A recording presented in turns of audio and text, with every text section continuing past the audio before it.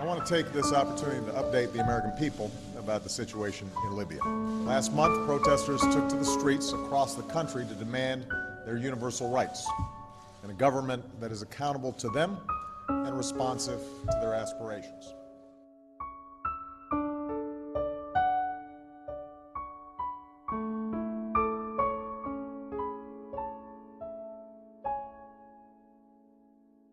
But they were met with an iron fist.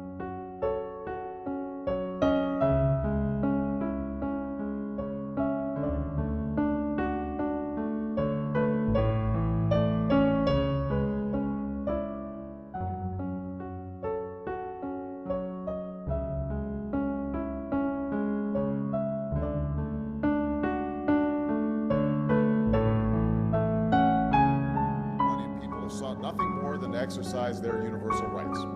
We call upon the Iranian government to abide by the international obligations that it has to respect the rights of its own people. This is not a war zone. These are unarmed people. It doesn't make you tough to hurt these people. It doesn't make you tough to hurt these people.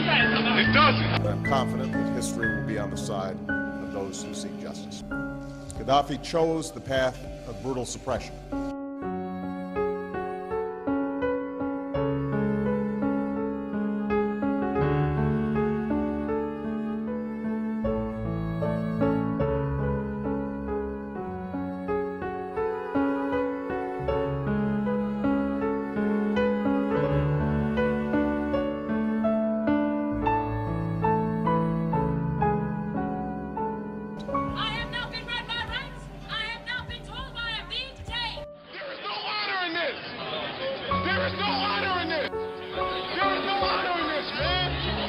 In some cases beaten. I can't breathe, officer.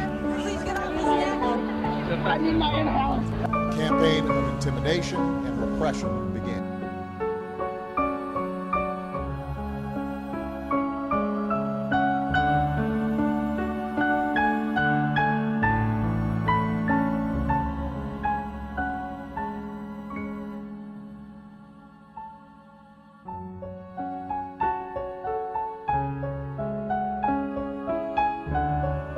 Demonstrators have been beaten, attacked. It is absolutely clear that the Syrian government is running out of time.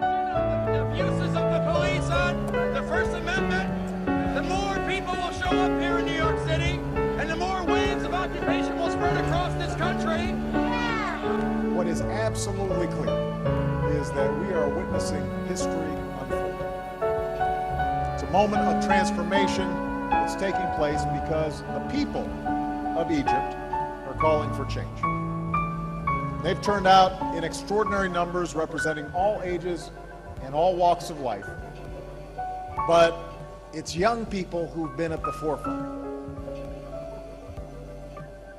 A new generation, your generation, who want their voices to be heard.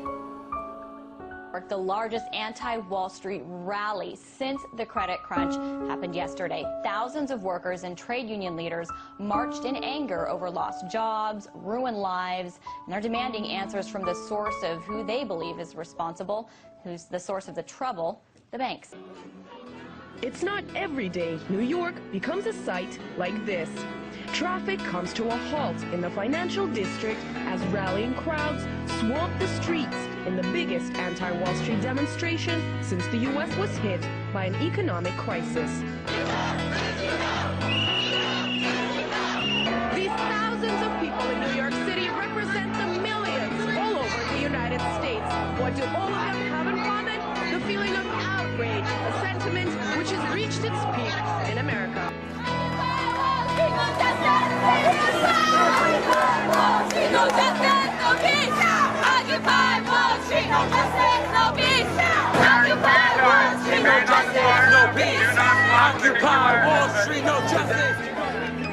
House of Robin Hood. They're stealing from the poor who need all their things to live and giving it all to the rich.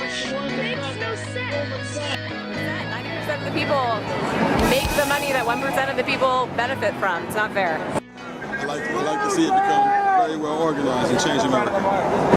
I think the American people are hungry for something different and can be mobilized around big changes, not incremental changes, not small changes. Because when the American people are determined that something is going to happen, then it happens.